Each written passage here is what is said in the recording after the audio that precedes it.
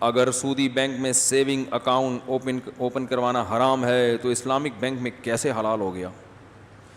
ایسے حلال ہو گیا کہ اسلامک بینک میں جو آپ سیونگ اکاؤنٹ کھولتے ہیں تو اسلامک بینک آپ کی انویسٹمنٹ پہ آپ کو پیسے نہیں دیتا کہ 1 لاکھ پہ 2000 ملیں گے، 2 لاکھ پہ 4000 ملیں گے، ایسا نہیں ہے، بلکہ اسلامک بینک آپ سے مزاربت کا عقد کرتا ہے. پیسہ آپ کا ہوگا، محنت بینک کی ہوگی، بینک پھر اس پیسے سے کاروبار کرتا ہے. کاروبار میں کیش پہ گاڑی خرید کے لوگوں کو مہنگی کر کے قسطوں پہ بیچنا، یہ بھی ایک بزنس ہے.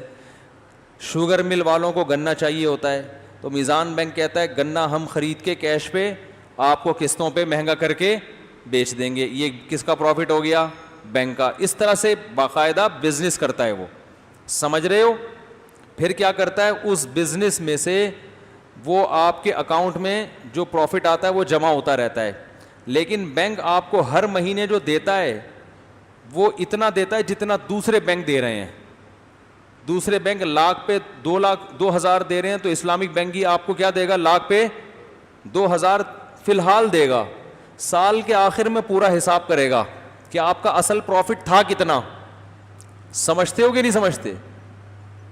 کیونکہ 30% 70% آپ کا ہوتا ہے، 30% جو مجھے معلومات ہے بینک کا، تو 70% پروفٹ پھر سال کے بعد حساب کرتا ہے. پھر بینک یہ دیکھتا ہے کہ جو 2-2000 کر کے اس نے آپ کو دیے ہیں اس میں یہ آپ کا پروفٹ نکل گیا کہ نہیں نکلا. نکل گیا تو اللہ اللہ خیر صلی اللہ، نہیں نکلا تو جتنا باقی ہے وہ آپ کے اکاؤنٹ میں ڈال دیتا ہے. نہیں آ رہی بات؟ تو وہ 70% دیتا ہے، وہ 1 لاکھ پہ 2000 نہیں دیتا. سمجھتے ہو کہ نہیں سمجھتے ہو؟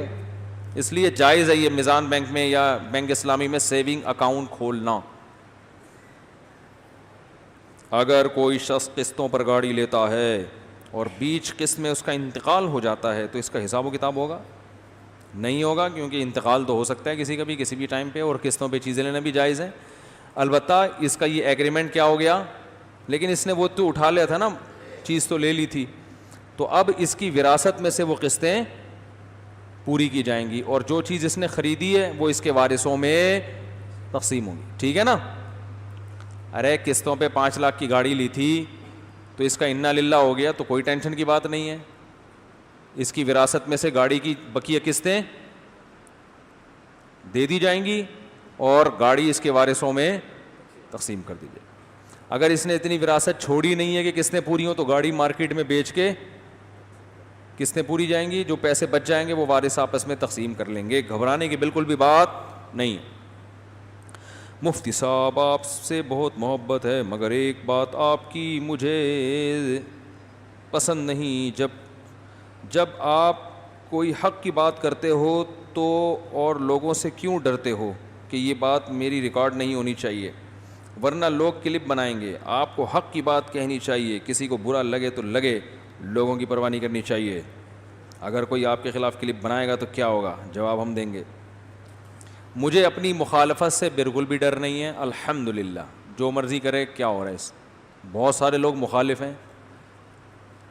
بعض دفعہ بات ہٹوائی اس لیے نہیں جاتی کہ لوگ میری مخالفت کریں گے، اس لیے ہٹائی جاتی ہے کہ یہ بات لوگوں کی مینٹل اپروچ سے اوپر کی ہے، اس کا فائدے سے زیادہ نقصان ہوگا.